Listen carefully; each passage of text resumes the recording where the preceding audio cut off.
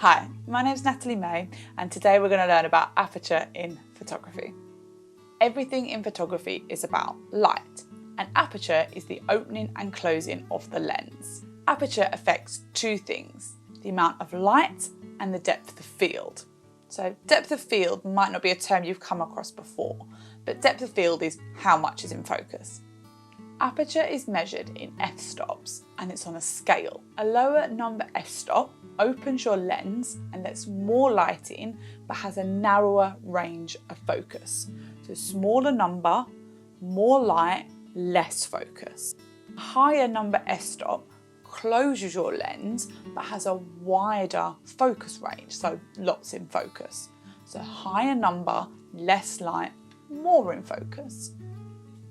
So dependent on what you want to photograph and how narrow or how wide you want your focus to be will depend on whether you have a small number or a large number on the scale. And once you can remember the way that they are described, then you know which aperture to pick, or if it's a bit of both, you can go in the middle. I think depth of field as well is something that people don't realise that they know about. So, you know when people look at a picture and go, oh, the background's blurry, I like that, or bokeh lights, oh my God, love a bit of bokeh. So that's when the background lights look like they're all soft and twinkly and they kind of turn into circles in the background and you're focused on the front but the background is blurry. That is depth of field. How do you achieve that? You work with the aperture.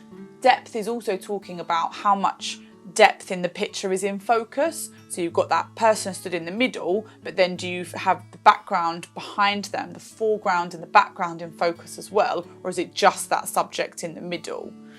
Looking at a landscape, you know, if you just change the aperture, you might just have that one plant in focus and then suddenly you're going to have the whole field in focus. It's a really good way of looking at it is thinking about your eye and your iris. So you know when you go outside and it's really bright and your iris contracts and gets really small, and then when you go inside it expands to let more light in. It's expanding and contracting because of the light. The aperture's doing the same thing. It's either letting more light in or less light in by getting bigger or smaller. How do you set aperture on the camera? So usually on your settings, you can change the camera into an AV or an A mode for aperture.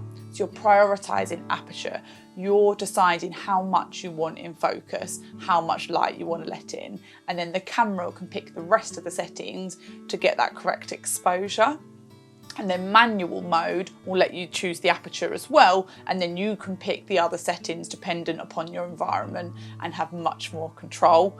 Automatic will do it automatically for you, but you've got no creative control. It's deciding for you how much of that scene you want in or out of focus. So when that becomes important, you really want to get onto the aperture priority or the manual mode so you get full control over the image exposure. A really good thing to try would be to have one subject and then just change the aperture on the aperture priority mode and see how it changes what that looks like. You'll really start to understand how the aperture is affecting your image and therefore how it works. If you actually look inside the camera and change the aperture, you can actually physically see it getting smaller or larger to let more or less light in. So we can see here as the lens is opening and closing. As it opens, it's going to be that lower f-stop.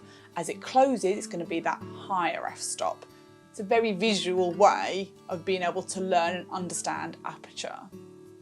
As a beginner, go around 5.6, somewhere in the middle, and then see, oh, do I need a bit more in focus, do I need a bit less? A really good example of this is a group picture. You know, if you've got a group of 5 people, are you just concentrating on the subject in the middle, or do you want all of those people in focus? That's when aperture is really important, because you might decide, no, I need all of the whole group in focus, or I just need that one person, and then you can pick. So if you think about that scale, I just need one person, that's very narrow depth of field. I'm going to go a lower number. If I want the whole group in focus, I'm going to go on a higher number and a wider focus range. So then more of those people are going to be in focus. So narrow, small, wider, large. Thanks so much for watching.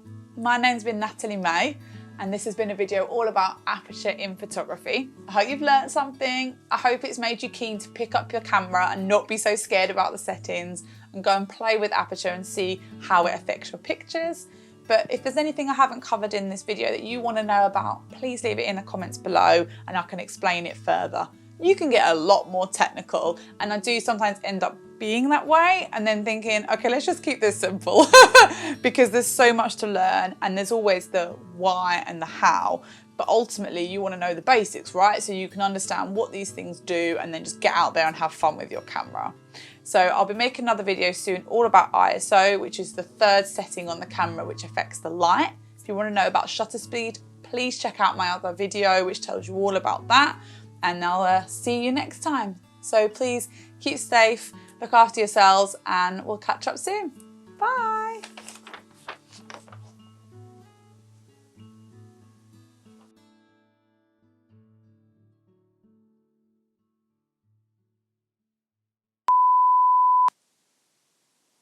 So a higher number f-stop opens your lens, doesn't.